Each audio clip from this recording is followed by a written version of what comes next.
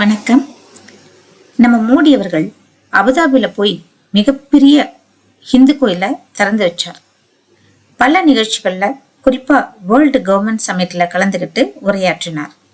ஆனா அவர் அங்க போய் கோயிலை இனாகுரேட் பண்ணதை மட்டுமே ஹைலைட்டா பேச ஆரம்பிச்சிருக்காங்க. இந்த கோயில் கட்ட இளவரசர் முகமது பின் சல்மான் 2015 அந்த கோயிலுக்கான நிலத்தை நம்ம பிரைம் மினிஸ்டர் மோடி கிட்ட கொடுத்தார். அந்த நிலத்துல தான் இந்த கோயில் இப்ப கட்டப்பட்டிருக்கு. இது ஓரளவுக்கு தெரிஞ்ச விஷயம். ஆனா நாம யுஏஇ கவர்மெண்டோட பெருந்தன்மையையும் இந்தியாவோட நட்புறவோட இருக்க அந்த நல்ல எண்ணத்தையும் நிச்சயம் பாராட்டி தான் ஆகணும். இப்ப நாம பேச வந்த சப்ஜெக்ட் இது கிடையாது. கொஞ்சம் பின்னோக்கி இந்தியால நடந்த G20 நிகழ்வுகளையும் அதுல கடைசியா முகமது பின் சல்மான் அவர்கள் G20 மாநாடு நடந்து முடிஞ்சதுக்கு அப்புறம் இந்தியால தங்கி இருந்ததையும் நம்ம ரொம்ப முக்கியமா பார்க்கணும். அது ஒரு அஃபிஷியல் விசிட், அதாவது ஸ்டேட் விசிட். நம்ம பிரதமர் மோடியோட அழைப்பிற்கு நாங்க அஃபிஷியலா இங்க நிறைய விஷயம் பண்ணாங்க. குறிப்பா IMECன்னு சொல்லப்படுற India middle east Europe economic corridor initiative தான் மிகப்பெரிய டாக் ஆஃப் த வேர்ல்டா இருந்துச்சு. இதுக்கு யூஎஸும் யூரோப்பியன் யூனியனும் சப்போர்ட் பண்ணுவோம்னு சொல்லி இதற்கு வரவேற்பும் தெரிவிச்சிருந்தாங்க. இதை அனௌன்ஸ் பண்ணது யாரெல்லாம் தெரியுமா? நம்ம பிரைம் மினிஸ்டர் நரேந்திர மோடி கூட US president Joe Biden, Saudi இளவரசர் முகமது பின் சல்மான், அப்புறம் யூரோப்பியன் யூனியன் லீடர்ஸ் எல்லாரும் சேர்ந்து இந்த வரலாற்று நிகழ்வை அனௌன்ஸ் பண்ணாங்க. ஏன் இது ஒரு வரலாற்று நிகழ்வு? இந்த திட்டம் அரபிக்கடல் வழியாக இந்தியாவையும் மிடில் ஈஸ்டையும் இணைக்கிறதோட யூரோப்பையும் ஒரே ரூட்ல கொண்டு வந்து ஒரு மாடர்ன் டே ஸ்பைஸ் ரூட்டாக மாற்றக்கூடிய ஒரு திட்டம் தான் இது. தரை வழியா ரயில்லையும் கடல் வழியா பல துறைமுகங்களையும் இணைக்கக்கூடிய திட்டம். இந்த திட்டத்தை G20 மாநாட்டில் இந்தியா அறிவிச்சது. இது ஒரு பெரிய சாதனை தான் இந்தியாவுக்கு. ஏன்னா நம்ம இதுக்கு முன்னாடி இந்தியாவா சைனாவா அப்படின்ற வீடியோல எப்படி சைனாவோட BRI திட்டம் இந்தியாவை சுற்றி பின்னப்பட்டிருக்கும் வலை அப்படின்றத ஓரளவுக்கு விரிவாகவே பார்த்தோம்.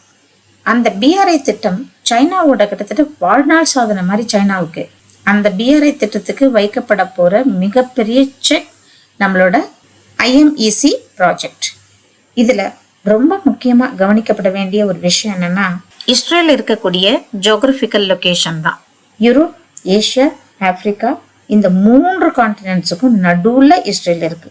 ஆனா தனிச்சு விடப்பட்ட மாதிரி சுற்றிலும் இஸ்லாமிய நாடுகள் சூழ்ந்திருக்க இஸ்ரேல் மட்டும் ஒரு யூத கிறித்துவ நாடு.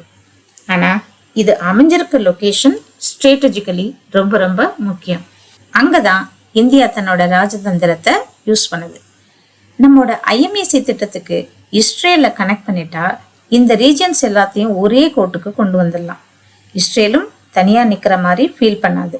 ஏன்னா இந்த திட்டத்தின் மூலம் UAE கூட நேரடியா இஸ்ரேல் கனெக்ட் ஆகிடும்.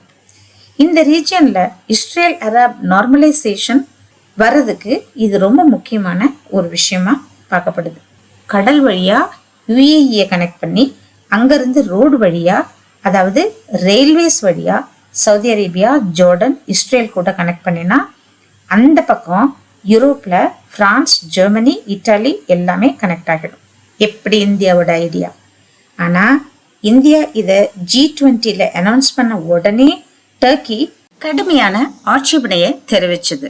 ஏன்னா டர்க்கிய IMEC ப்ராஜெக்ட்ல இந்தியா இன்க்ளூட் பண்ணவே இல்லை.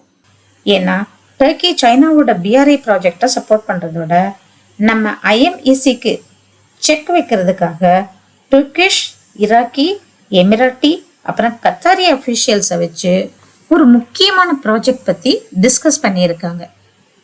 அடுத்த மாசம் மினிஸ்டர் லெவல்ல இந்த ப்ராஜெக்ட் பத்தின ஒரு முக்கியமான டிஸ்கஷன் நடக்க போறதா கேள்வி. அதுக்கு பேரு இராக் டெவலப்மெண்ட் ரோடு. இது நம்ம IMEC ப்ராஜெக்டுக்கு சரியான ஆல்டர்னேட்டிவா இருக்குன்னு வேற சொல்றாங்க. ஏன்னா இந்த ஈராக் டெவலப்மெண்ட் ரோட் எங்க போய் கனெக்ட் ஆகுது பாருங்க. சைனாவோட BRIயோட போய் கனெக்ட் ஆகுது. ஆனா இந்தியா டர்க்கியை பைபாஸ் பண்ணி தான் IMECயை டிசைன் பண்ணியிருக்காங்க. அதனால டர்க்கி போய் சைனாவோட BRI கூடவும் சேரலாம், வேணும்னா IMEC கூடவும் சேரலாம். அதை பத்தி இந்தியாவுக்கு கவலை இல்லை. இதுல அடுத்த பிரச்சனை என்னன்னா, யாரும் எதிர்பார்க்காத விதமா ஆரம்பிச்ச இஸ்ரேல் ஹமாஸ் வார் தான். இந்த வார்னால ஐஎம்ஏசி பாதிக்கப்படக்கூடுங்கிற கவலை இருந்துச்சு. ஆனா எல்லாத்துக்குமே ஒரு தீர்வு கொண்டு வர இந்தியாவோட ராஜதந்திரம் கை கொடுக்கும். அதுதான் இப்ப நடந்திருக்கு. கோயிலை திறந்து வைக்கதான் மோடி போயிருக்காருன்னு நினைச்சா, அங்க போய் ஐஎம்ஏசி சம்பந்தப்பட்ட முக்கியமான எக்ரிமெண்ட்ஸை யுஏஇ கூட சைன் பண்ணி சைனாவுக்கு ஒரு ஷாக் கொடுத்திருக்கார் நம்ம பிரைம் மினிஸ்டர் மோடி. இன்னும் கொஞ்ச நாளைக்கு உலக அளவுல இது ஒரு முக்கியமான விஷயமா பேசப்பட போகுது. கிரேட் இந்தியன் தான் சொல்லணும். நன்றி. அடுத்த வீடியோல பார்க்கலாம்.